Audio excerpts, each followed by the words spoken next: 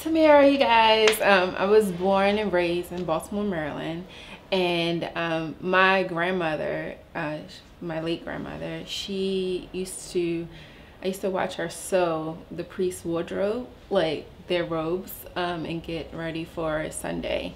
So just seeing that process, it just drew me into like fashion, and she would always have me and my sister like dress to the nines. And her daughter, which is Belinda, whose brand that I relaunched recently, she was a fashion model, and she worked with several designers, and her and her husband, they created New Heritage. She had dresses, like tons of dresses, tons of shoes.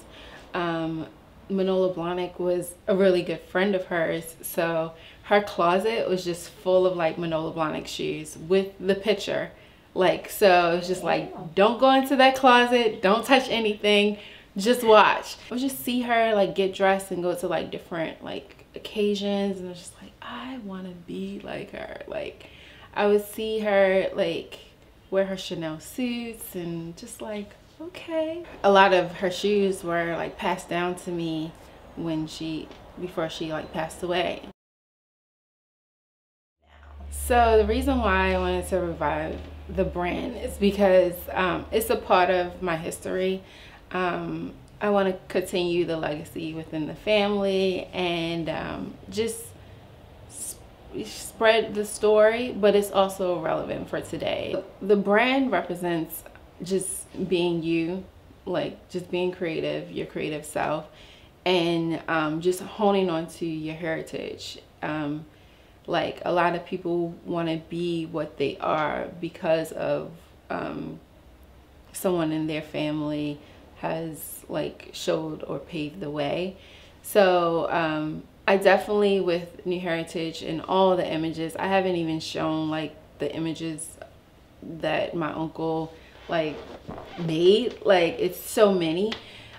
With his images, I want to, you know, do collaborations with other artists. Of course, I'm gonna start getting summer merchandise in as well. So I'm gonna do pop-up shops.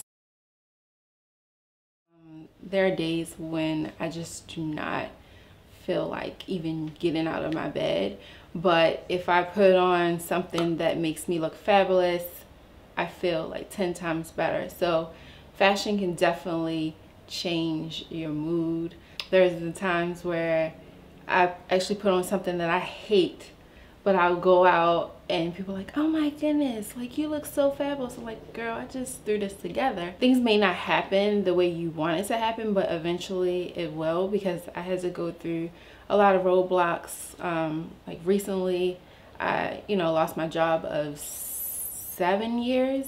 I just launched a brand. Like, how am I going to like even have the finances to even continue what I want to do? But I just had to write it down again and just manifest that like, this is my dream and this is what I want to do, and I'm gonna make it happen no matter what.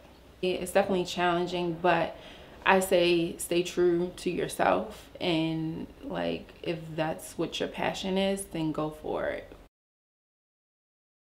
I mean, so now with, you know, technology and everything, everyone wants to be a fashion stylist. You have bloggers want to be a fashion stylist.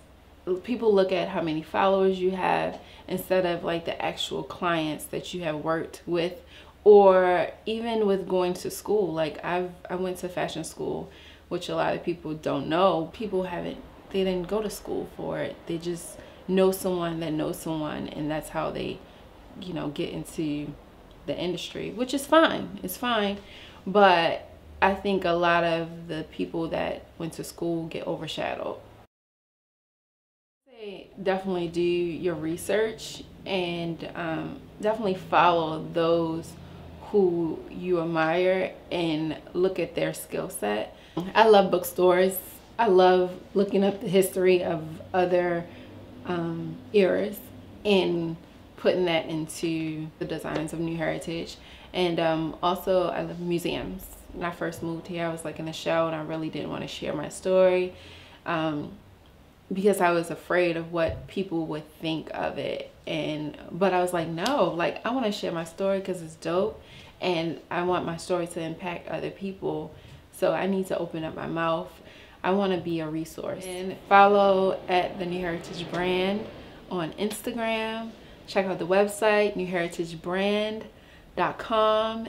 Look out for the New Heritage movement.